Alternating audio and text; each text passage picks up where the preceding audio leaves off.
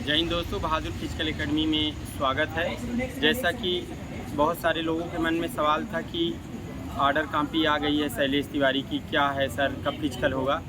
तो मैं आज बात करेंगे मध्य प्रदेश उच्च न्यायालय के जबलपुर के senior advocate NS Rooparaj sir से कि शैलेश तिवारी का कब फिजिकल होगा और ऑर्डर कॉपी में क्या आया है। 9 मई से 12 मई तक के हाई टेम्परेचर में दौड़ने वाले दो जो कांस्टेबल की प्रतियोग फिजिकल प्रोफिशिएंसी टेस्ट दे रहे थे, उसमें 2 नौजवानों की डेथ हो गई, जिसका मुख्य कारण ये था कि हाई टेम्परेचर के कारण उन पर बुरा प्रभाव पड़ा। इसी प्रकार हाई टेम्परेचर के कारण सभी की प्रदर्शन पर विपरीत प्रभाव पड़ा और जिन्होंने 9 मई से 12 मई तक फिजिकल प्रोफिशिएंसी टेस्ट में अपीयर होने के लिए जिनको तारीख मिली थी, उनकी परफॉर्मेंस अच्छी नहीं रही। उनकी ओर से मैंने हाई कोर्ट में 4-6 याचिकाएं दायर करी, जिसमें 100-200 कैंडिडेट्स थे जो कि रिटन टेस्ट में निकल गए थे और फिजिकल प्रोफिशिएंसी टेस्ट में उनकी परफॉर्मेंस अच्छी नहीं रही। उस अच्छी परफॉर्मेंस नहीं रहने का मुख्य कारण यही था कि हाई टेम्परेचर में, धूप में, बिना कहीं छाया के उनको कई घंटे, 2-4-6 घंटे इंतज़ार करवाने के बाद दौड़ाया गया, तो अच्छे से वो दौड़ नहीं सके। इसीलिए सिंगल जज ने, 2 जजों ने ये अंतरिम अनुतोष पारित किया था कि इनको फिजिकल प्रोफिशिएंसी टेस्ट में अब अपीयर होने दिया जाए, क्योंकि अब 6 जून से जो नया फिजिकल प्रोफिशिएंसी टेस्ट हो रहा है, शारीरिक सौष्ठवता जो प्रतिस्पर्धा हो रही है, उसमें इनको भी भाग लेने दिया जाए। ये जो अंतरिम अनुतोष आप लोगों को मिला था, इसके खिलाफ मध्य प्रदेश शासन ने डिवीजन बेंच में एक अपील करी थी। ये अपील की पक्की सुनवाई 7/7/2022 को की गई, जिसका कि आज तक निर्णय नहीं आया। और सवेरे शाम आप लोग भी हाई कोर्ट की वेबसाइट को चेक कर रहे थे, मैं भी चेक कर रहा था। मैं तो अपना मुंशी भेजकर, क्लर्क भेजकर हाई कोर्ट के चीफ जस्टिस की कोर्ट से भी इंक्वायरी करी, तो मालूम चला अभी तक जजमेंट नहीं हुई। अब ये जजमेंट आई है और इस जजमेंट में लिखा हुआ है कि ये जजमेंट 18/7/2022 को निर्णय पारित किया गया।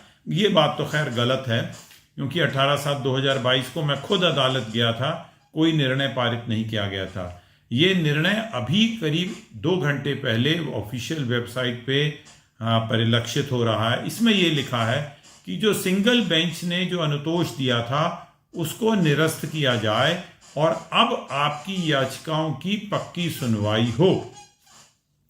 हाईकोर्ट के डिवीजन बेंच ने यह भी बोला है कि अब आवेदन लगा के याचिकाकर्तागण ये प्रयत्न कर सकते हैं कि सिंगल बेंच में उनकी पक्की सुनवाई जल्दी से जल्दी हो। अब ये जो निर्णय है इंटरिम रिलीफ सेट असाइड करने का, इसके मुख्य 2 कारण बताए। पहली बात तो ये कि ये इंटरिम रिलीफ हमने क्लेम ही नहीं करी। जब क्लेम ही नहीं करी तो हमें कैसे मिल सकती है। दूसरा कारण बताया कि ये इंटरिम रिलीफ नियमानुसार नहीं है, क्योंकि नियमों में ऐसा दूसरी बार दौड़ने देने का प्रावधान ही नहीं है। ये दोनों बातें जो डिवीजन बेंच ने अपने निर्णय में कही, एकदम गलत हैं। मैंने अदालत के सामने स्पष्ट रूप से बहस करी थी कि मैंने इंटरिम रिलीफ क्लेम करने के लिए एक अलग से आवेदन लगाया था, जिसका IA नंबर 7326/2022 है, जो कि रिट पिटीशन नंबर 11972/2022 में आप भी जाके चेक कर सकते हैं।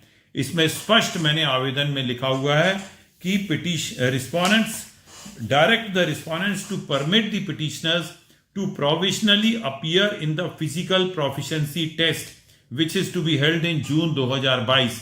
ये मैंने स्पेसिफिक अदालत को बताया भी था, चीफ जस्टिस साहब को अच्छे से मैंने बताया था। फिर भी ये बात निर्णय में गलत लिखी है कि मैंने कोई ऐसा प्रार्थना नहीं की। चलो ठीक है, शैलेश, ये आपके शैलेश कुमार तिवारी में ये प्रार्थना नहीं करी थी। मैंने तो 4 और कनेक्टेड केसेस में भी आर्ग्यूमेंट किया था, रवि वर्मा के प्रकरण में भी आर्ग्यूमेंट किया था। उसमें तो इंटरिम रिलीफ मैंने मुख्य याचिका में ही करी थी। तो वो बात को नजरअंदाज करते हुए डिवीजन बेंच ने बहुत ही हाइपर टेक्निकल ग्राउंड में और बहुत ही गलत निर्णय देते हुए मेरी इंटरिम रिलीफ सेट असाइड करी है। कोई बात नहीं। अब दूसरी बात जो उन्होंने कही है कि नियमों में प्रावधान नहीं था, यह बात भी एकदम गलत है मेरे दोस्तों। डिवीजन बेंच का निर्णय एकदम गलत है। इस नियम में स्पष्ट लिखा हुआ है, मैंने नियम पढ़कर सुनाए थे। नियमों में स्पष्ट लिखा है कि जब आप मौके पर जाओगे तो आपको 800 मीटर की दौड़ एक बार दौड़नी मिलेगी। गोला फेंक, भाला फेंक के 3-3 अवसर मिलेंगे जब आप मौके पर जाओगे। ऐसा नहीं कि पुनः आपको मौके पर नहीं बुलाया जा सकता है। एक बार जो दौड़ गया उसको किसी भी परिस्थिति में नहीं फिर से बुलाया जा सकता। और तीसरी बात जो सबसे महत्वपूर्ण थी, मैंने सभी मुकदमों में मध्य प्रदेश शासन के उस आदेश को भी चुनौती दी थी, 12 मई 2022 के आदेश को, जिसमें उन्होंने सारा एग्जामिनेशन पोस्टपोन किया। मैंने बोला यह आदेश गलत है। सारा बाकी फिजिकल एग्जामिनेशन पोस्टपोन आपने अच्छा किया, पर जो बच्चे 9, 10, 11, 12 को ऑलरेडी दौड़ चुके हैं उनके लिए इस आदेश में कोई प्रावधान नहीं है। इसलिए उनका भी 9 तारीख से एग्जामिनेशन पोस्टपोन करने का आदेश होना था। तो ये आदेश को और वाइड स्पेक्ट्रम होना था, ऐसा मैंने अनुतोष मांगा था। ये सारी बातों को नजरअंदाज किया। इतने दिनों बाद निर्णय आया और वो भी मेरी बहस, जो कि सारी रिकॉर्डेड है। मेरा ख्याल YouTube में आप लोगों में से कईयों ने देखी होगी और कईयों ने रिकॉर्ड की होगी। मैंने पूरी बहस करी थी। अब मेरे प्यारे दोस्तों, इसके 2 विकल्प हैं। पहली बात तो ये, अपन ने जितनी भी याचिकाएं प्रस्तुत करी हैं सभी याचिकाओं में अपन अर्जेंट हियरिंग लगा के जल्दी से जल्दी निराकरण करने की कोशिश करें। मुझे उम्मीद है कि मैं सिंगल बेंच को कन्विंस कर लूंगा कि मेरा केस बहुत अच्छा है, ऐसी मेरे को उम्मीद है। दूसरी बात, जब सिंगल बेंच ये निर्णय कर रहा होगा तो डिवीजन बेंच का एक निर्णय उसके आड़े आएगा, क्योंकि डिवीजन बेंच ने ये ऑब्जर्वेशन करी है कि नियमों में ऐसा प्रावधान ही नहीं है कि दूसरी बार आपको दौड़ने दिया जाए।